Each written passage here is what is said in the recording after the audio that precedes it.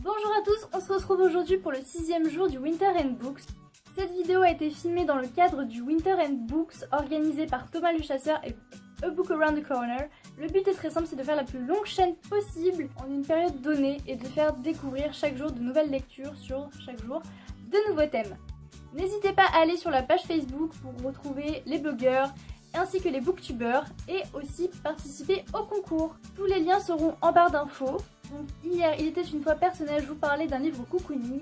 Et bien pour ce 6e jour, nous allons parler d'un livre à lire au coin du feu. Ce n'est un secret pour personne, qui dit coin du feu dit lecture agréable, lecture douce, lecture sans prise de tête. C'est pour ça que j'ai décidé de vous parler d'un conte revisité.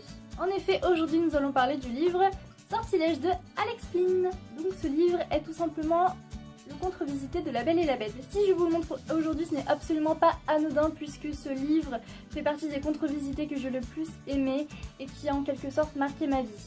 Donc nous rencontrons Kyle, un jeune homme qui est populaire, qui est vraiment très apprécié dans son entourage, qui a la cote, qui est beau, qui est en quelque sorte parfait physiquement. Malheureusement, disons que c'est un personnage assez narcissique, assez égoïste aussi.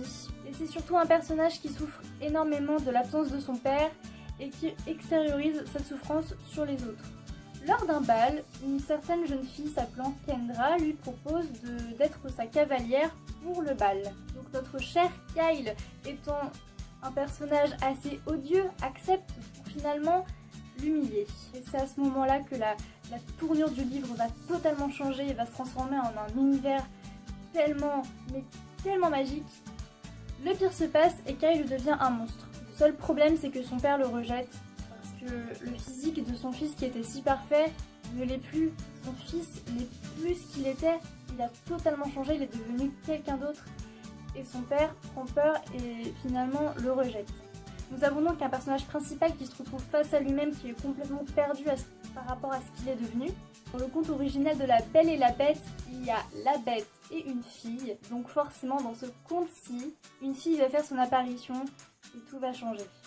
On a toujours dit que l'amour avait le pouvoir de faire changer les personnes, de faire changer un cœur, de faire changer de comportement. Et bien sachez que notre cher Kyle, qui était un personnage tellement détestable, va se mettre à grandir, à mûrir en un être tellement beau, tellement gentil, tellement incroyable en fait. Pour moi, la fin était juste génialissime. Donc, on part d'un début vraiment super bien, d'un milieu d'histoire vraiment génial et d'une fin absolument sublime. Donc, non seulement ce roman est un très beau conte revisité, mais en plus de ça, il propose une morale. Ce que je qualifie de morale, c'est qu'il ne faut pas regarder le physique des personnes parce que l'intérieur est beaucoup plus beau que l'extérieur. Il ne faut jamais s'arrêter au physique d'une personne. Et c'est ce que je trouve vraiment très beau parce que l'auteur a vraiment su mettre cet accent-là dans son histoire et c'était tellement beau, tellement beau.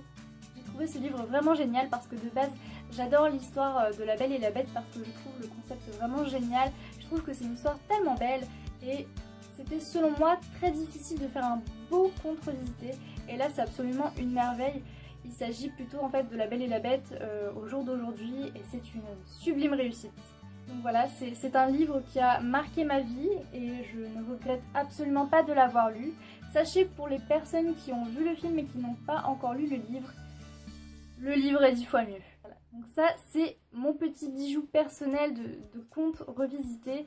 Et pour moi le meilleur lieu où le lire, c'est devant un feu. Demain vous aurez le plaisir de retrouver Marinette and Books pour un livre qu'elle a gardé dans sa palle pour attendre de le lire à Noël. Je vous fais plein de gros bisous, j'espère que cette vidéo vous a plu et surtout que je vous ai donné envie de lire ce livre.